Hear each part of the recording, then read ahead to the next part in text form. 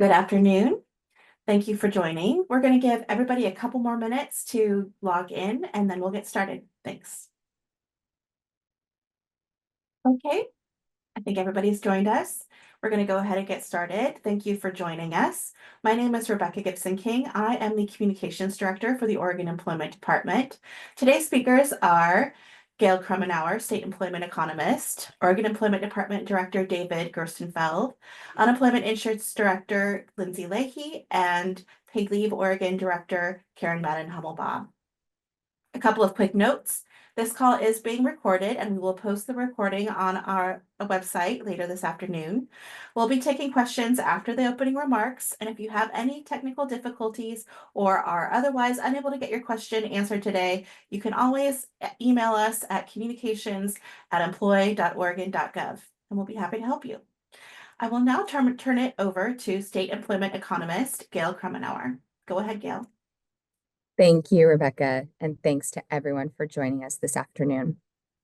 This morning, the Employment Department released the latest jobs numbers and unemployment rate for Oregon. In September, Oregon employers added 800 jobs to non-farm payrolls. The construction sector lost 1,500 jobs. The largest gain we saw was in private healthcare and social assistance, which added 700 jobs over the month. All other broad sectors of Oregon's economy saw relatively little change in September. Over the past year, Oregon employers have added 2,500 jobs. That's a gain of 0.1%. That's pretty slow job growth by historical standards. And job growth has not only been slow, it's also been highly concentrated. Private healthcare and social assistance added 15,100 jobs over the past year. That's a growth rate of about 5%. Now, even when you include those large private healthcare and social assistance gains, we've still seen that over the past year, the private sector is down by 3,200 jobs. And that's because we've had several sectors with notable job losses. Those include retail trade, which lost 7,000 jobs. Construction is down by about 4,000 jobs over the year, and professional and technical services is down by 3,200 jobs. Each of those three sectors is down by about 3% over the year. Switching to the unemployment rate, Oregon's unemployment rate was unchanged at 4% in September, and our rate was pretty close to the US, which was at 4.1%. Oregon's unemployment rate has been stable, holding between 4% and 4.2% for the past 12 months. Our labor force participation has also been stable at 63% for 5 months. So overall, we're seeing little change in total employment over the month and over the past year. There's little change in unemployment or Oregon's unemployment rate. But if you look beneath that top layer, we're seeing some really different employment trends in different areas of the economy. With that, I'll pass it to Director David Gerstenfeld for more comments. Thank you. Thank you as always, Gail. Just over a month ago, on September 9th, we resumed taking inbound phone calls on Mondays for the Unemployment Insurance, Paid Leave Oregon, and Contributions and Recovery divisions. I'm happy to report that since then, we've continued to improve our performance and customer service despite reallocating staff time to provide phone support 5 days a week. Unemployment Insurance Director Lindsay Leahy and Paid Leave Oregon Director Karen Madden-Hummelbaugh will share more detail about the strides their respective programs have made during their portions of the briefing. After the success we experienced with Monday phone closures over the summer, we also announced a plan to schedule 4 days in the coming months when our phones would be closed to inbound calls. These scheduled phone closures help us manage seasonal increases in our workload and reduce delays in people's benefits. On Monday of this week, which was also Indigenous Peoples Day, we held the first of those 4 scheduled closures.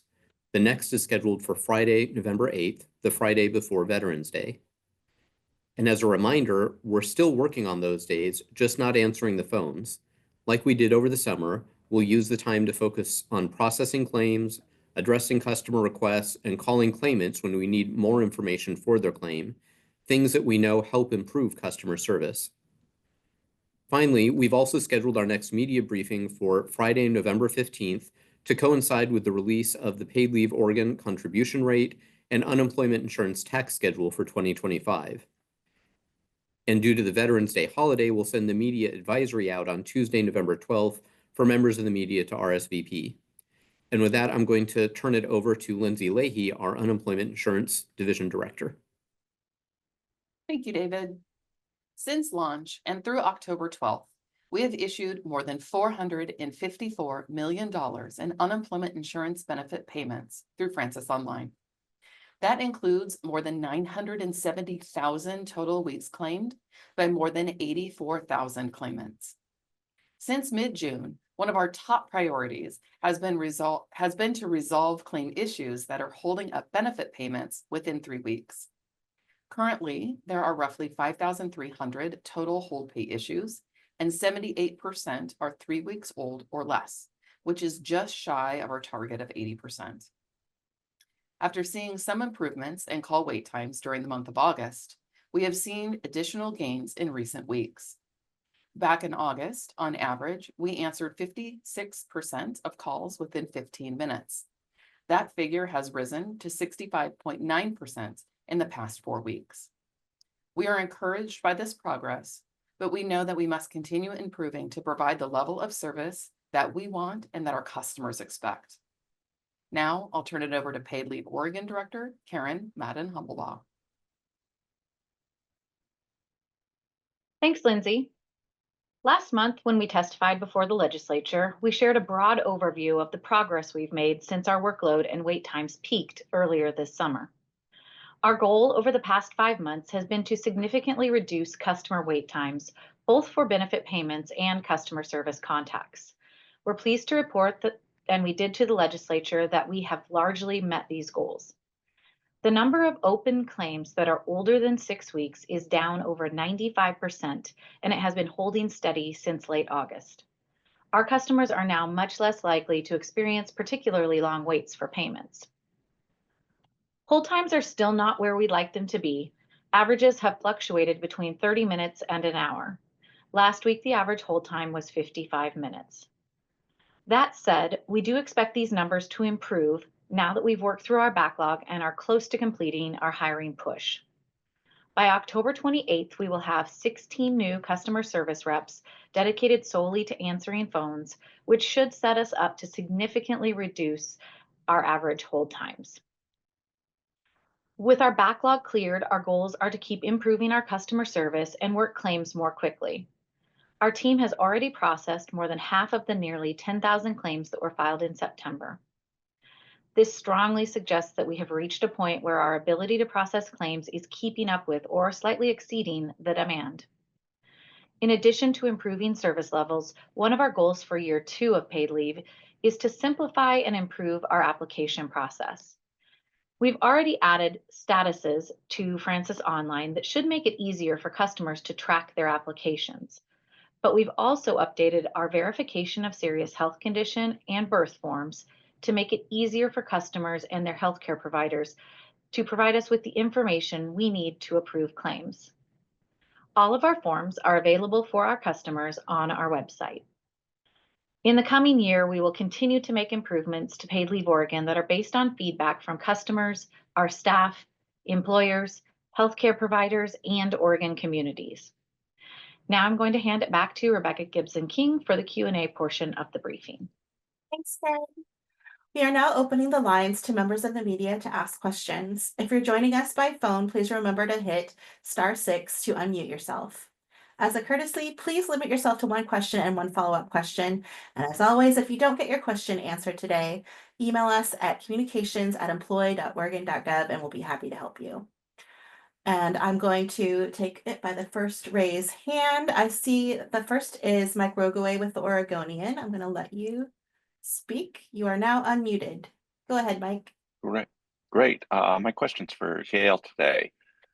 Gail, yesterday Intel had one of the largest layoffs in Oregon history, 1,300 jobs, and it probably significantly understates the job loss because they already did a significant round of buyouts and early retirements, probably looking at least double that number. Now, we're a state of 2 million workers, so 3,000 jobs, obviously a tiny percentage, but I just wonder how you read the impacts of something like a huge layoff like that. Thanks for the question, Mike. So of the 1,300 job layoffs that were announced yesterday, in Oregon, that it is a small number in a labor force, that's the size of, 2.19 million people, but it is, and it's important, it's tremendously important to those families that are affected, and in the way that it's a big headline anchor employer in Oregon, Intel is, and it's important to Oregon's economy and is, a large employer in the state by all public accounts, right? So it's unpleasant to see layoffs happening in any sector of the economy, and it certainly doesn't bode well necessarily in the immediate term for what we're already seeing has been a decline in the overall manufacturing sector, a slight decline of about 1,000 jobs over the past year.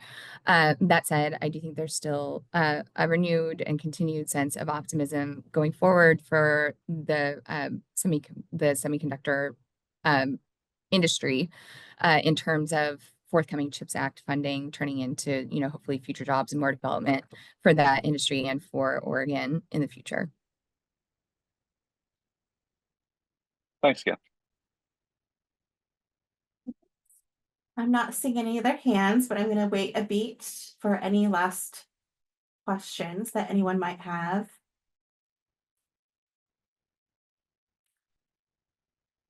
Okay, as a reminder, this call was recorded and we will send out the link to reporters who RSVP'd.